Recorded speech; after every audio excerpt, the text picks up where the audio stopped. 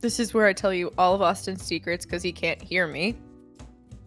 Oh shoot, I don't know any. I'll just have to make some stuff up. Austin doesn't put shopping carts back. When he goes to the grocery store, he just leaves them next to the parking spot that he was in. What else? What other deep dark secrets can I make up about him before he gets back? Yeah, so when Austin was 4 years old. Oh, hey, welcome back. I just blew my nose into an N95 mask, which I'm a little embarrassed about, but also you got to do what you got to do, you know? Cat. How is there a feral tiefling? What? Cat. We're live. Austin. You're right. This is very serious. We got to get on with it. Now, Austin, I have some questions for you. First of all, what gives you the audacity to think that you are qualified to classify musical theater characters as DnD species and classes? That's a great question, and I'll give you an answer because I do have the audacity. You do. I was bred to contain this much audacity. I'll tell you, I'm currently filming in a rehearsal room. Yeah. I feel like I don't need to say any more than that. Yeah. Now, can I ask you the same question? Who gives you the right to think you've got the final answer? Yeah. My answer is that I have watched a lot of Critical Role. Ask me how many campaigns I've been in. Hey, Kat, how many campaigns have you been in? I have been in, I want to say 1.5. Are you counting the one that we were in as a half or a one? Yes, I am. I would count that as like a third. Yeah, because that was like 5 games. Was it even? Maybe. I think it may have been like 4. We had a good time doing that, though. That was so fun. Every time it ended, I was like, guys, can we just like do this again tomorrow? Please? Yeah, or can we just keep going? Everybody else was like, we have lives. And I was like, yeah, what? Idiots. This should be our lives. We should quit everything. No more theater, only D&D. No more, only D&D. So we were in a production of Clue together. Clue? And our Colonel Mustard, shout out to Rick. Shout out, Rick. Ran a game for us. And we both played druids. We were sitting next to each other, and we were the 2 druids at the table. True. And oh my god, why did I pick a druid to start?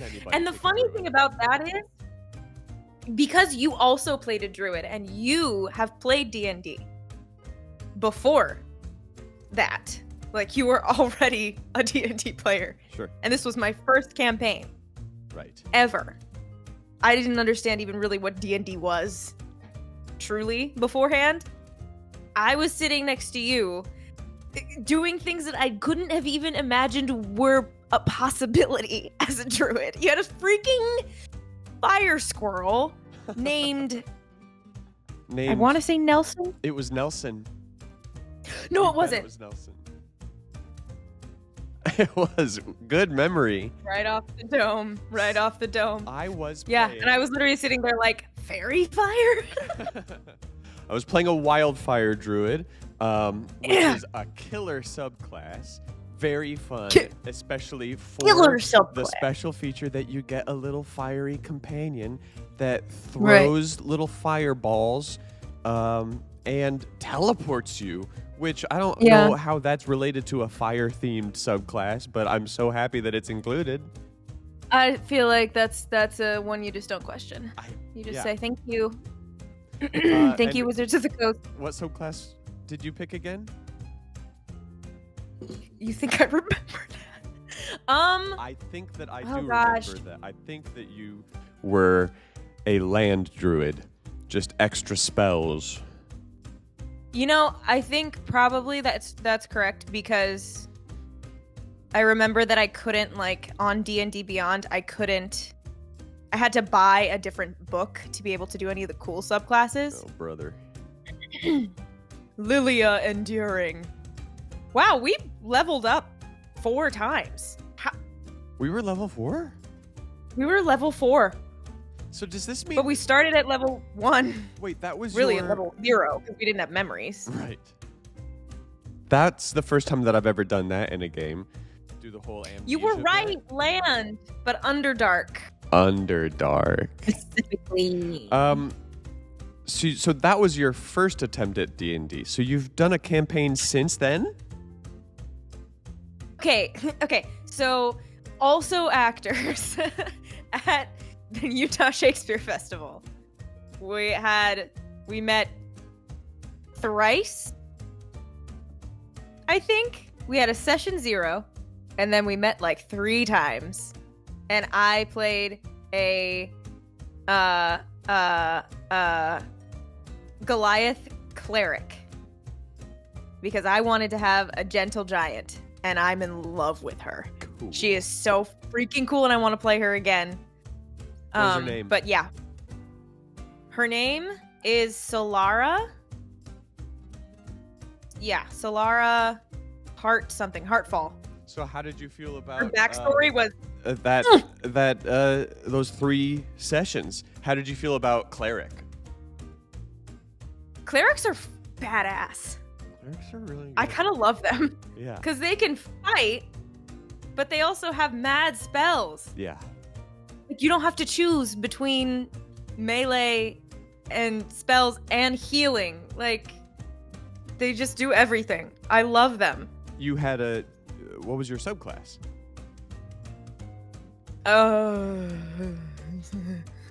Solara, do you have a subclass? Can you weigh in here? Because I don't remember. Well, here's the tricky bit, is that we're at this point in D&D evolution where you might have been playing the 2024 rules, you might have been playing the 2014 rules. And if you're playing the 2014 rules, you get a subclass for cleric at level 1. And if you're playing the 2024 rules, you get a cleric subclass at level 3. I'm not sure which one I prefer. Well, I didn't get a subclass. I see. I did not get a subclass. I see. I was a level 4. So it must have been. Oh, you got a subclass. And I don't think I picked. Don't think I picked one. You missed out. I just missed out. Which honestly, for three sessions. Yeah. So here's what we're gonna do, Kat. I have selected 10 musical theater. Are they all musicals? 10 musical theater characters. Yeah. I think I think lend themselves to the magical world of D&D. Most of them. Right. Most of them. And we're going to talk about how to build these characters. I've done a little bit of, mulling it over for these guys. And yeah. I'm going to try to come to you with some evidence for my choices. This is evidence-based research. Yeah. But vibes Science. are equally important. Okay. I like it. It's very balanced. So we need to pick a class. We need to pick a race. Maybe we need to pick a background. Excuse me, Austin. In the 2024 rules, it's species. Species, not race. So I'm finished. I think I have to delete my channel, right? This is grounds for canceling. No, That's I it. wasn't. Sorry, I wasn't talking about D&D race. I was just saying, like, are they Asian? Are they right? So, and that's fair. Let's just stick with that. All right. Where they fall on the gender binary, all that jazz. Yeah, we should probably figure that out here. Give people the final verdict on that. I'm gonna throw one out there, which I think is an exciting way to start, which Let's is do it. Shrek. For those who don't know, if you're here, I feel like you know. Like, you wouldn't have clicked on this video if you didn't know that Shrek was a musical. But Shrek is a musical. Absolutely. You can watch that shit on Netflix. You can watch that shit on Netflix. It's better than you would expect. It's a surprisingly good musical. It's fun. Yeah. And Brian Darcy James, he's a fucking champ. Yes, totally agree. So Shrek is, he's big. He's strong. Already technically a mythical creature. He is. So are the rules bending here? Like, do we need to pick a species that is like ogre, or does he give the vibes of a different species? Well, that's so fair because ogre in D&D, that's a monster stat block. That's not a player choice. So I feel like the closest option would have to be orc. That was my thinking. Was my thinking. But also, like you mentioned with your previous character, there is Goliath. But orc green. No, Goliaths I feel like are... But orc green. I could be totally wrong, but Goliaths give me less solitary vibes. Like, orcs feel more solitary than Goliaths to me. Goliaths have family. They have, community. So yeah. True. Hobgoblin? No, it couldn't be, because those are like normal person size. Shrek big. Shrek big. Shrek green. I'm not mad at orc. Should we figure out his class? Yeah. I mean, definitely. There's seems to be only one obvious choice. Please. Barbarian.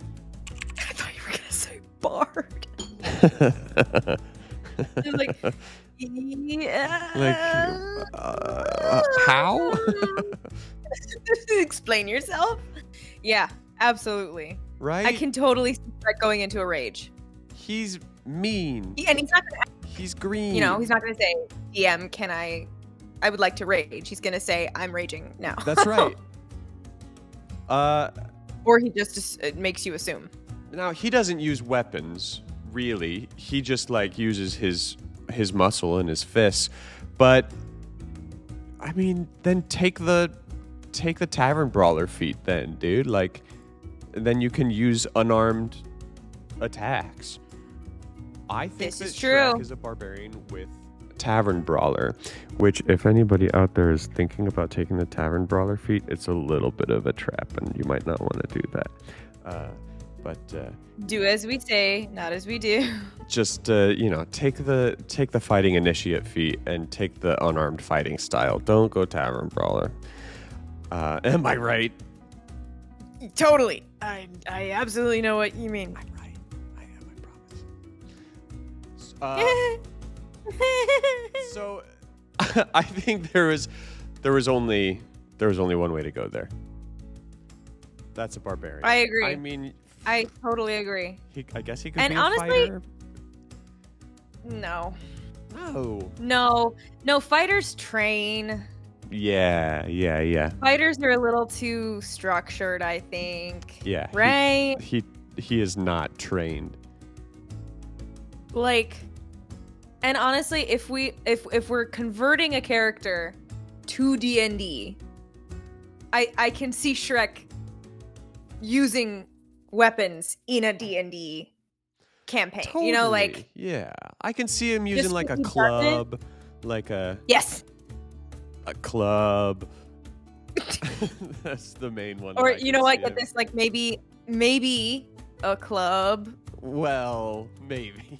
Have you considered? Okay, or maybe a club with nails hammered through it. Whoa! If you want to get spicy. You've gone too far. You've gone too far. We're moving on. Next character. We're done. Shrek's dead now. Shrek's no more. Stop talking about him. You're right. I'm sorry. We're moving on. I'm so sorry. Who's your next character? Javert. I will say, I have seen your list. You have not seen mine. That's true. Which I feel like that's list. fair. I didn't study your list. So Sure. And I don't know which one you're gonna say next. Right. I don't think you're going in order. I'm excited to be surprised by yours. Oh, I'm also very excited for you to be surprised by my list. Javert. Okay, I feel like a lot of these on my list are just gonna be human. And that's fine. We should also. Yeah. Sorry. What? What should we also do? We should also give them an alignment. Yeah. Yeah. Okay. I feel like okay. Shrek is neutral. Can somebody be neutral? Absolutely. I think neutral. Shrek is true neutral. He's true neutral. I don't want to say he's selfish, but he just wants to be left alone. Yeah. Except, are we talking like beginning of his arc Shrek or end of his arc Shrek? Because by the end, I would call him neutral good. You know, he cares about his friends. He wants to help out I could see that. Friends. Yeah. He does, have a character arc. Yeah. Okay. I like this idea of an evolving alignment. Maybe we got to pick a beginning and end point for these characters. Yes. Yeah. Yes. Yeah. So, I feel like a lot of D&D players could learn from. Hot take. Your character does not have to remain the same alignment. I mean, you also don't have to pick an alignment. You totally don't. I find it fun as just me too. As a reminder, so I can every once in a while. I don't know about you. It's because we're actors. Yeah. You're an actor playing style too. What's that? You're an actor playing style too. I think so. I know so. You would know. My D&D Beyond, when I'm a player in a game, I have it pulled up to the list of character traits, bonds, ideals, flaws, and the backstory notes. And that's what I leave the page on until it's time for me to look up one of my abilities. So that as we're playing, I'm just constantly glancing back at that list to remind myself. Otherwise, I just start behaving like Austin. And it's just good to continuously remind myself. So that's why I like. We need to remember who we are. The alignment. Javert. Me too. Javert is so classically defined as lawful neutral. You think lawful neutral? Do you not think lawful neutral? Okay, I think that maybe the problem here is, are we defining his alignment in his own psyche or his alignment in the broader world? Because to Javert, he's lawful good. Okay. You know what I mean? Okay. He would describe himself as lawful good. Right. He is protecting, what he believes to be the correct way to be. He is seeking justice. He's in the right. That's very interesting. But from the outside world, he is lawful neutral. Yes. I didn't think about that. Right? I feel like your alignment is something that your character doesn't decide. You know what I mean? Doesn't have an awareness of it all. Like that has to be from an outside perspective, right? Or else everybody considers themselves the good guy. That's true. With like probably some weird exceptions. Sure. People who are just really angry at on the whole. Yeah. Like I don't know if Shrek, originally would call himself a good guy. I don't think he cares. Which is why he's true neutral at the beginning. So true. But he is such an outlier. Everyone else, for the most part, does see themselves as the main character, protagonist.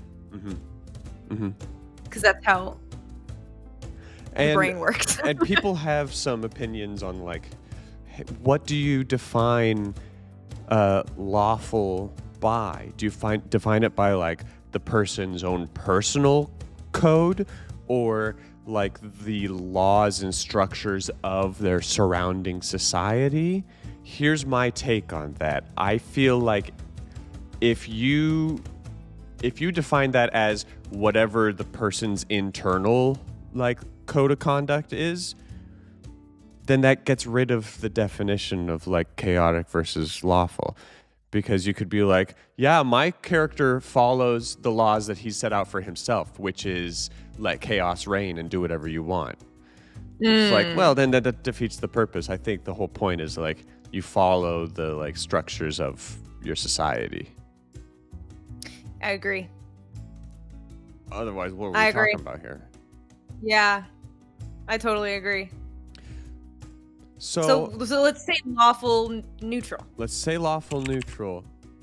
And let's remember that maybe he edges towards lawful good.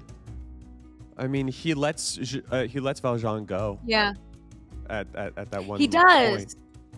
He does. So you're saying the character arc for him, lawful good. Are all of these character arcs just going to be from one alignment to the good version of that alignment? Possibly. Who's to say? We'll have to find out. We're gonna find out together. What's Javert's class? Javert's class. Oh. I mean, obviously he doesn't have magic, but also. No, I don't think he would. But it's D&D, you know, like. All of these classes have freaking magic. What's... Oh, he's a paladin. Is he a paladin? Right? I mean, a holy warrior. Yeah. Bound with sacred oath. Yeah, he's definitely got an oath. I feel like he's a paladin. Like his whole mission in life is like to follow the fucking path that he's set out for himself. I like the interpretation of paladins that it's not necessarily a religious oath. It's just like a promise that they make within themselves that is so powerful that it gives them magic. Yep. I think that's really cool. It can be informed by their faith. Totally. Javert, lawful, neutral, human paladin. Fucking easy. Human paladin. I kind of knew that one was going to be too easy. Here's a hard one. Willy Wonka. Okay.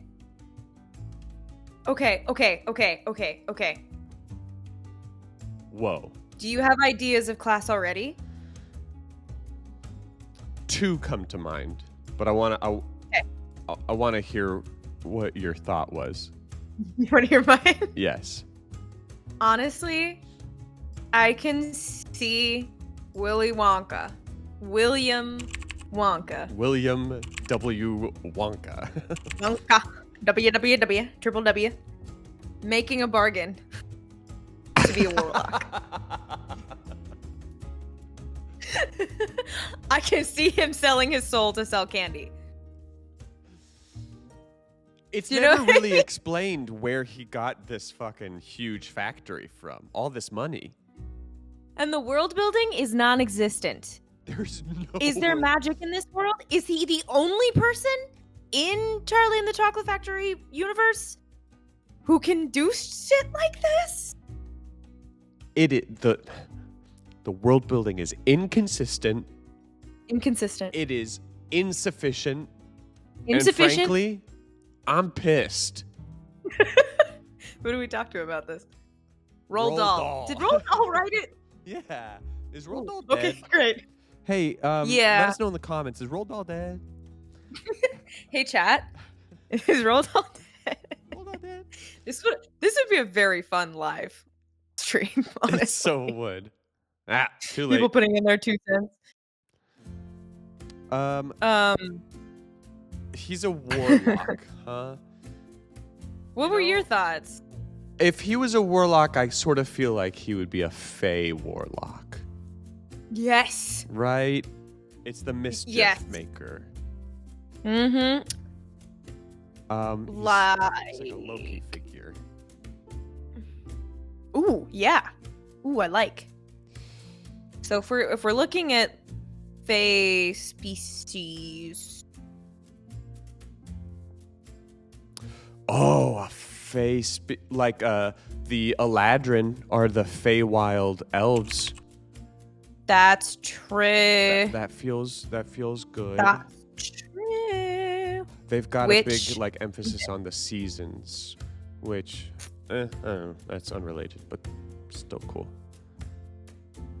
He could also be. I could see him being a dwarf. You must explain yourself. I don't know. There's just something about like emphasis on, my brain might be a little too much in Tolkien right now. Okay, that's fine. No. What corner of fantasy too much of like coveting Tolkien? What corner of fantasy is not a Tolkien ripoff? I mean, he definitely started it. He did it best, and he did it first. Yes, I know he didn't technically do it first. Don't fucking come at me, all right? Yeah, no. Technically. We know the nuance. We get it. Okay. He synthesized it into something that is so potent that the rest of the world said, bet. You can't help but mimic it. Yeah. And I am not going to pretend not to. No. Okay, so why do Tolkien dwarves? I don't know. I think we should just go. I think we should just go with the legend. No, you can't backpedal now. No, I'm backing up. I'm backing up. Give me the reason. Is it because they love food? It was more in my mind they covet riches. And like totally. Willy Wonka sort of is. But now that I'm thinking about it, I just don't think it fits. Okay. That's fine. Thank you. We'll go back. Let's just backpedal a little bit. Let's just reverse a little bit. Circle back to the Eladrin. I'm scrolling through the races right now. Species and very good callback. Well done. The Triton does have a hot little fuck ass bob, which feels very Willy Wonka, but I don't think that I can base my choice off of the character art in the books. Oh man. Do you think that Eladrin is the way to go? I do. They're mystical. They're a little conniving. They're whimsical. Yeah. I can also hear. Yeah. Yeah. What? No, what are you gonna say? No, you. Okay, so all I was gonna say is, I can hear comments of people saying that he's an artificer. Okay, continue. And I get that. Because that was going to be one of my comments. See? Totally. But let me explain myself. I also have a subclass. It's the subclass that convinces me that it could be artificer. If it was an alchemist artificer. Potions. He's a witch. You eat a little treat and you get a randomized magical effect. I mean, that sounds Now, if somebody doesn't create this character for a campaign, the whole world is missing out. So, especially if you take the chef feat. All right. So we're going to start with what? Come on. You got to get in the DnD that feels Reddit sphere, okay? You gotta Yeah, that feels like a very deep. All right. What's that called? Yes. You know what I mean. It's deep cut. Chef is a deep cut of the feat list for sure. But level 1, you take Eladrin, you take Artificer. You keep on leveling up. Level 3, you choose Alchemist, randomized magical effects from your little treaties that you pass out to your buddies. Level 4, ability score increase or feat. Go feat. Pick the chef feat, and then you get during short rests, you get to make little extra sweeties, which give temporary hit points to anybody who eats it, and then also. Wait. During a short rest, you feed your party, and then they get to increase the number of hit points that they receive from the short rest. Is someone writing this down? Because just doing all the work for you. Come on, guys. I'm making your D&D character for you. All you gotta do is roll the 46. Yeah. And also, Chef lets you create little treats, and if you can feed it to your friend in the middle of battle, and then they get temporary HP. Yo, catch! What's this? Just force feed it to them. Just shove it in their face. Oh man! Every enemy that attacks you now must make a wisdom saving throw.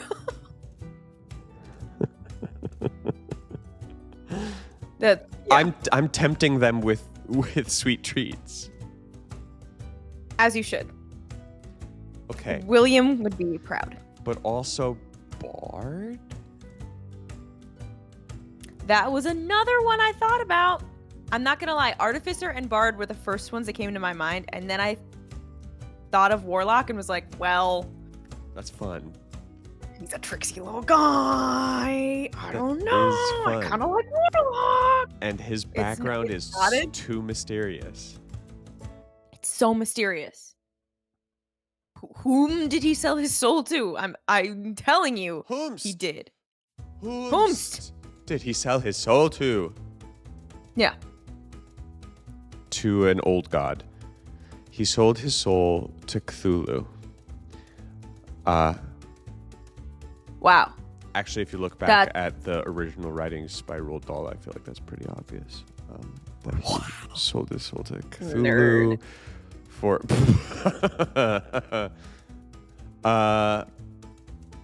We're moving on. Okay. We've got no time. All right, we just gotta keep going.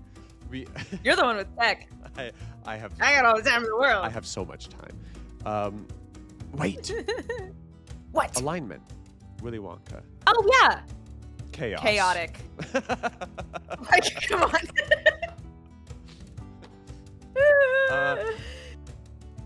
Chaotic. True chaotic. Right? Chaotic.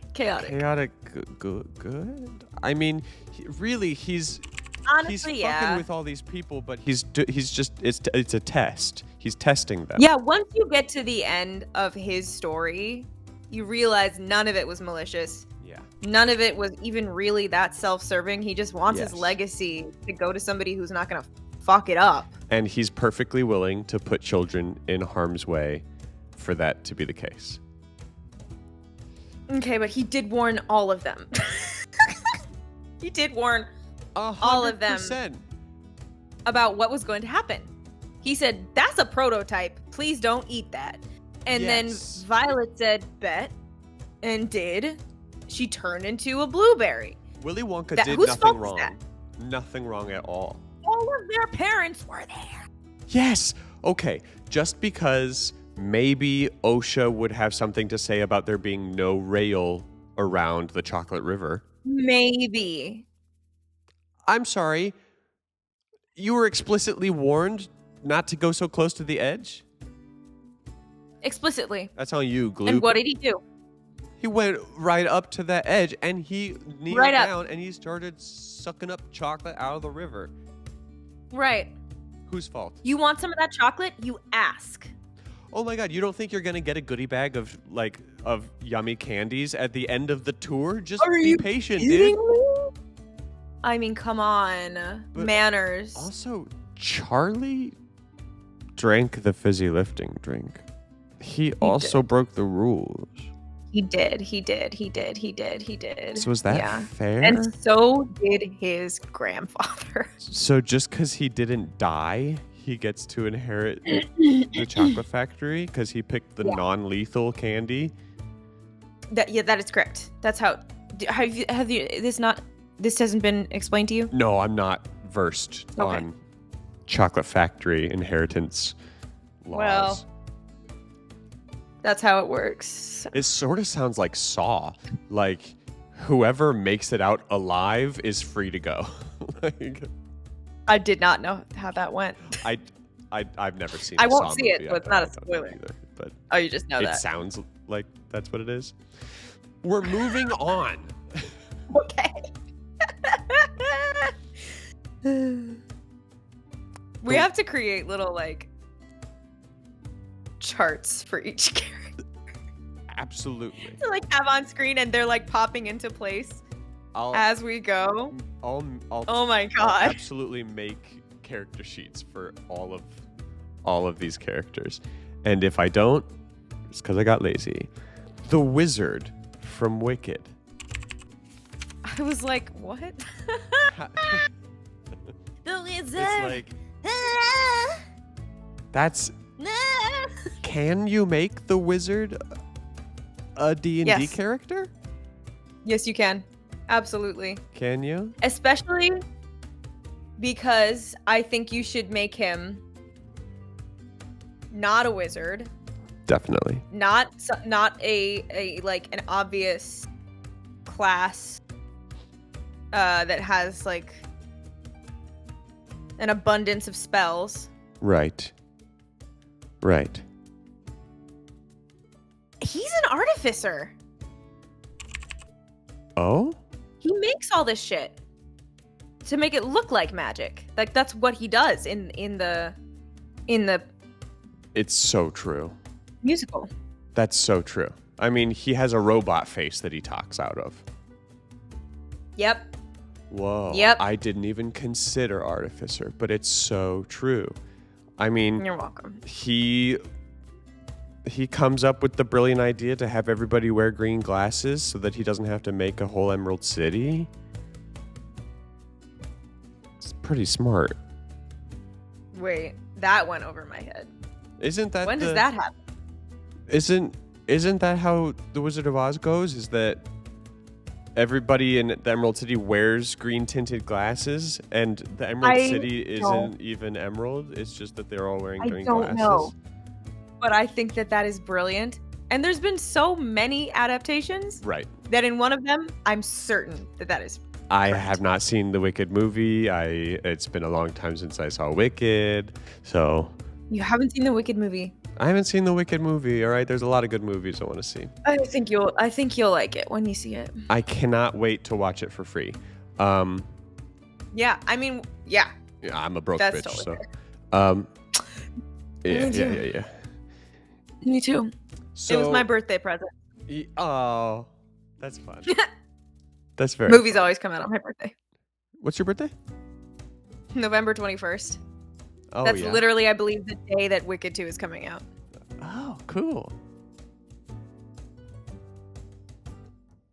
Yep. November 21st, 2025. Listen. Okay. I am super flexible, just like the arm Physically? of my mic stand. I'm super flexible on what class to give the wizard. But one thing that I will not budge on is that his background is charlatan, obviously.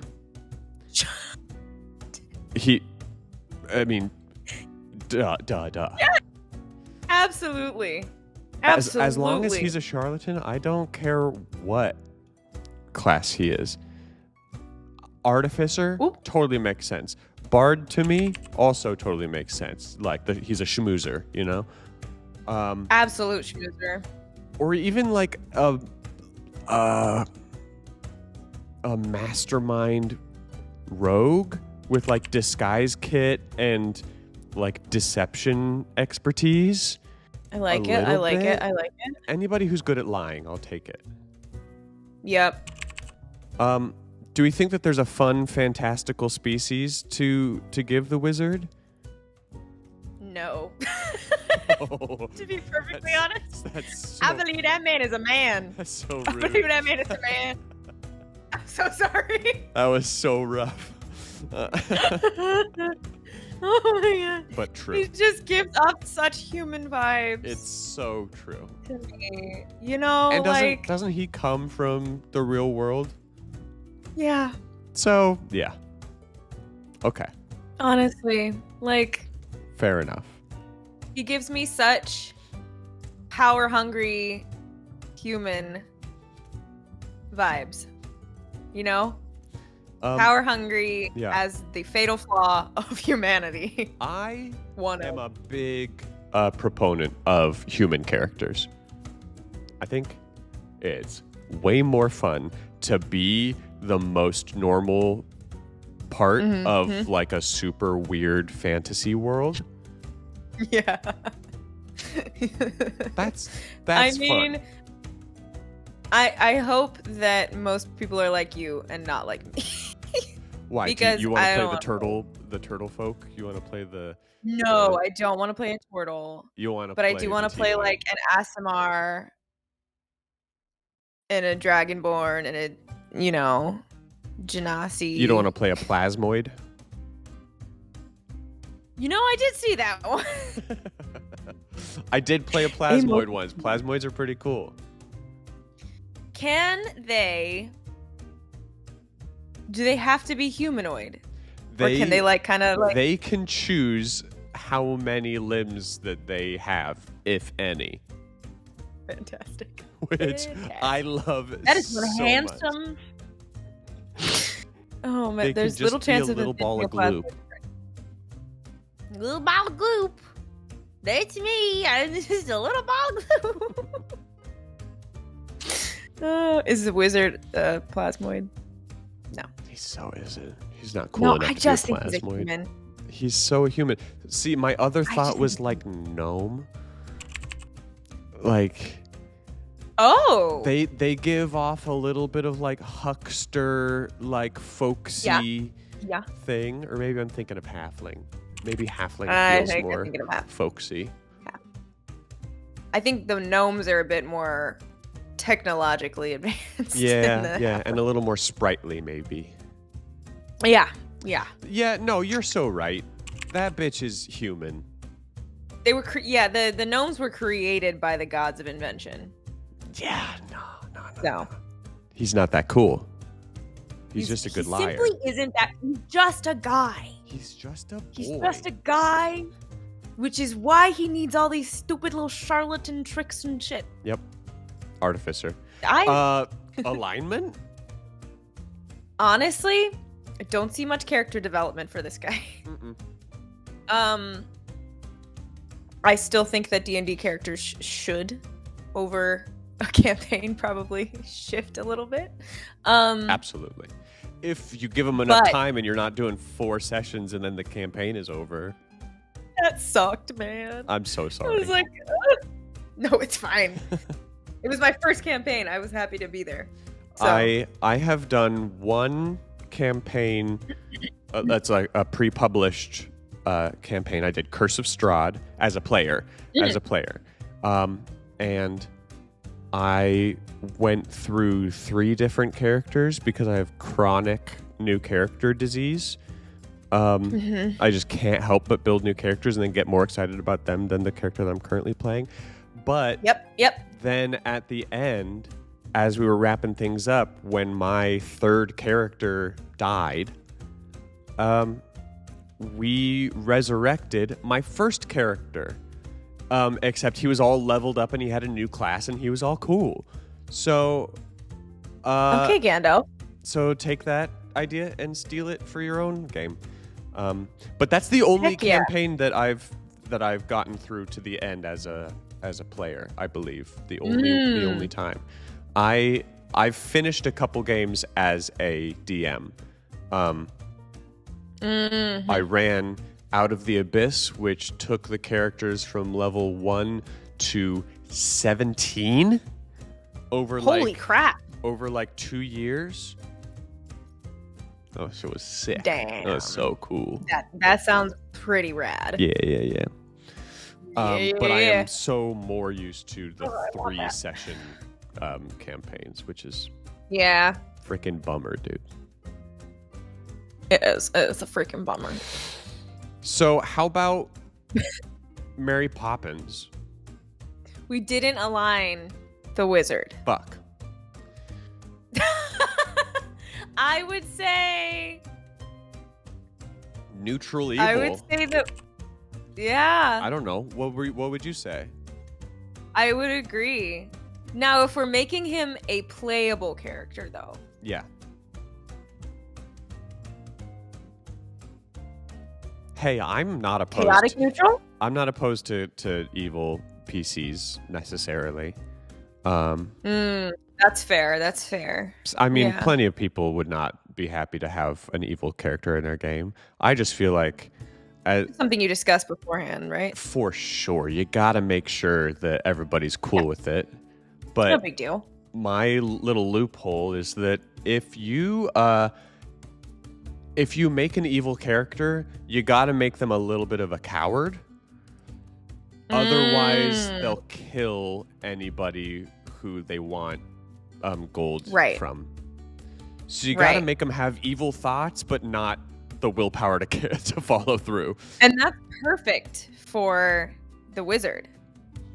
Because he's very cowardly.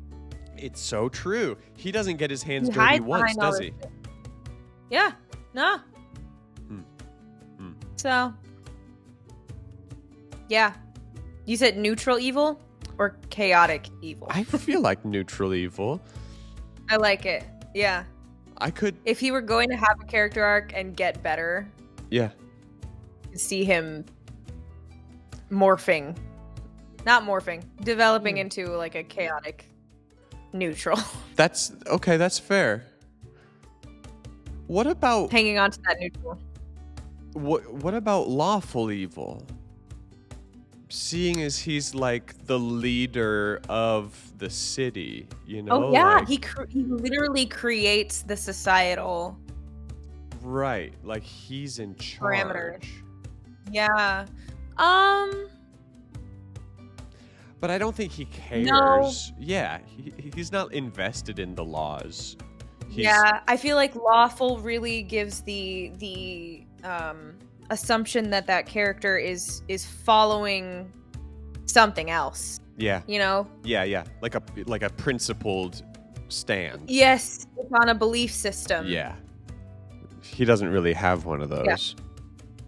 No, he just likes to be liked. He just wants love and attention. I feel you, man. Who doesn't? Yeah. Right. Mary Poppins. Mary Poppins. Oh, this is exciting. I can see her being some kind of flying species. Yeah. Okay, like a fairy. Like a fairy. Oh. Or something a little celestial. I want to make a sweet little tiny fairy nanny. Mary Poppins? Like, come on. Can't you see that? I don't know. But you also said like a celestial, like an Azamar. Yeah. That kind of fits too to me. Because, like, she is such a... Not to quote the interpretation of Mary Poppins that is Nanny McPhee, but when when you need me but don't want me, that's when I have to stay. When you want me but no longer need me, that's when I have to go. Whoa. That's a very mysterious, otherworldly. That's really cool. Likely from a version of heaven kind of guy. She is totally angelic. She absolutely is. Yeah. But then I can also see like an argument for like halfling. Sure, because of the just a quaint. The keeper of the house, the like very homey. Although now I'm thinking about some halflings in other campaigns that are not that at all. Yeah. Like Katie's halfling. Oh, yep. Yeah. Yep. Am I right, guys? You remember Katie's halfling? Everybody, Katie. Come on. Mrs. White. Katie, I see you. That was a fun character. Good job for your first time playing D&D. Yeah. I think that you were spot on with your first choice for Azamar. First of all, Azamars can fly, not permanent flight, but like for a brief amount of time each day, which is about right. She's not flying all over the place. And they're just angelic, and they have a little bit of healing magic, which sounds right, just a touch of it, and yes, and then you don't have to make her a cleric. Yeah, which I don't want to. I don't think so either. I feel like she's like a what? What? What were you gonna say? Make me go. I was gonna say bard. Yeah, right? Is that what you were gonna say? Through my lip gloss across the room. It's what I was going to say when we first started talking about Mary Poppins, but I was trying to avoid bard because I feel like every musical theater character you could say that they're a bard. But this one's too true. I feel like she truly has a song for the purpose of casting magic. Yes. Like other musical theater characters are singing because that's the structure of a musical, and their feelings are so big they have to sing about it. Sure. That's not necessarily the only reason Mary Poppins starts singing. No, the girl sings a song and a bird comes along to sing with her. Exactly. She snaps her fingers and the beds make themselves. Yeah. No, she's using the music as a means of focusing her magic. Nice. So nice. I'm thinking bard. Yeah. I mean, the other choice, which is also a charisma-based caster, which she's got to be, she could be a sorcerer, just because sorcerer's magic is just like innate. It comes from within them.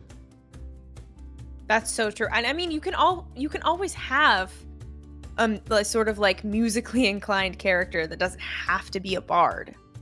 I feel like that's so true. Misconception, Absolutely. You don't have to be a bard to be into the more like artistic personality. Yeah.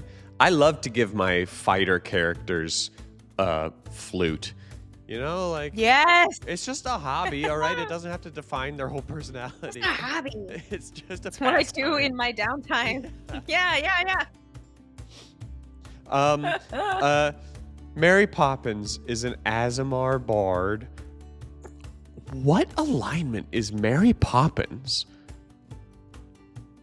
Neutral good. You're so right. Because she doesn't care if she upsets you or not. No. No. She is serving something higher. So true. Yeah. She's such an angel. She's an angel. She's not, she doesn't have any particular I bent. want to play Mary Poppins. She's just good. She's just good. I mean, she's snarky. That doesn't make her chaotic. She's just got snark. No. She's not going to cause chaos. Nuh-uh. You know? Like, for the heck of it. No. She's just going to be a good person, and the people around her are going to cause chaos because they don't know how to handle it. I'm looking at you, Mr. Banks. I'm looking at you, Mr. Banks. That's not what I expected to happen. I don't know what I thought you were opening your mouth to do, but it was not burp. It came out of nowhere. Okay. We did Shrek. We did. Orc Barbarian. We did Javert. Human Paladin. We did Willy Wonka. Eladrin Artificer. Warlock. No, right. Artificer. It's the wizard who's a warlock. You know what? We'll let the audience decide on that one. Wizard, totally human artificer. Yes, that was right. We did Mary Poppins, Azamar, Bard. As a bard. I'm going to throw one more at you from my list. Okay. The Cat in the Hat.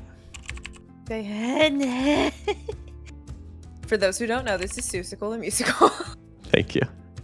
I don't think that there's any choice that we can make for species other than tabaxi. Oh, well, yeah, he's a cat. It's a fucking cat. I mean, there's and this another. Time we... What? Yeah. What? Leonin? Is that what you're gonna say? Yeah. Because nah, he's a tabaxi. Right. Leonins are big and strong and intimidating and cool. And that's not his vibe at all. No. Tabaxis He's a little trickster. Are skinny little weirdos who created by the cat get lord. The zoomies. Who get the zoomies. Yes. But no, it's got to be tabaxi because let me tell you, if you are playing Cat in the Hat, you better be well and truly prepared to run as fast as you can back and forth behind the stage to get to each entrance because they make you do magic appearing and disappearing tricks. Yep. So you need a character with a lot of speed. They can also climb, which feels fun. I want to see Cat in the Hat popping up halfway up the set. Me too. Cat in the Hat is like a narrator character for those of you who don't know Seussical. So sort of like MC, like talks to the audience, but also like disguises himself as a bunch of different characters throughout the show. Like the doctor or the ringmaster of the circus. Yeah. I think he has to be a sorcerer. Yeah. And I think, I don't know, he just feels kind of powerful beyond measure.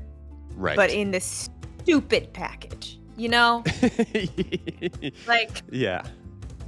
Like he would annoy everyone around him with how powerful he actually is. But it's just this stupid little guy.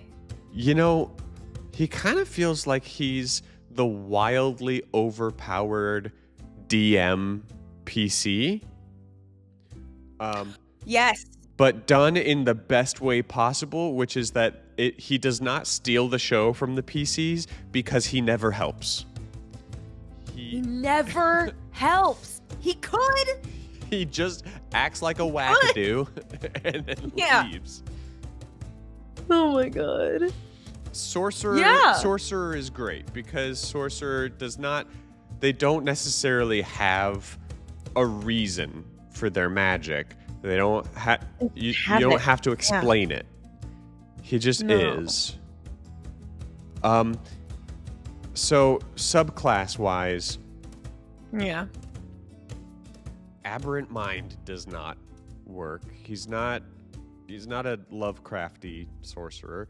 Clockwork Soul, I do not think so. Thank you very much. Draconic? No, he's wild magic. He's gotta be. Oh, he's wild magic, isn't he? Wild magic. He's like somebody you run across, you bump into in the Feywild, and you're like, who is this idiot? And then he follows you. And then he follows you, and you get into some kind of skirmish that is probably harder than it should be. And he's like, you're doing great. The whole time he's just like, and he's just like he's just casting prestidigitation and like making little fireworks over the fight. Yeah. Just going, keep going. Yeah. And then your opponent is looking real rough. Right. And he takes them out. Son of a bitch. And claims the victory. Yeah, he's sort of the worst. Yeah, and I love him. Me too. Me too. Chaotic neutral. Yes. Easy. Yeah, chaotic neutral. Like the definition of chaotic neutral. Yeah. Couldn't agree more. I have several more, but I feel like we've already gone through the ones that speak to me. Okay. And okay. There's nothing else like calling your name. Come on. No, because we are going to call it quits for this video, and we're going to switch over to your channel. What's your channel's name? My channel's name is TheMagiKat, which is a name that I came up with in 2020 when I was trying to think of a name for my Bookstagram. And it stuck. So here we are. Kat's got the coolest Instagram page I've ever seen, personally. Oh, that's very kind of you. So thank you. Look it up. We're going to switch over to your channel and do some more from your list. But thanks for being our first guest star on Dreamroll. Wow. Thank you. Wow. Thanks for watching, guys. Dreamroll. We're gonna do more D&D campaign videos, and we're gonna do more little wacky do videos like this in the near future. You should all comment and tell Austin to put me in. You heard it here first, folks. You didn't hear that, Austin. Go away. Don't you want to make Kat's dream come true? Don't you want Kat to be able to play in another fucking D&D game? Who's gonna sponsor me? That's what I thought. Anybody want to sponsor Kat? Get in the comments. Kat, would you like to sponsor me? Okay, bye. Bye.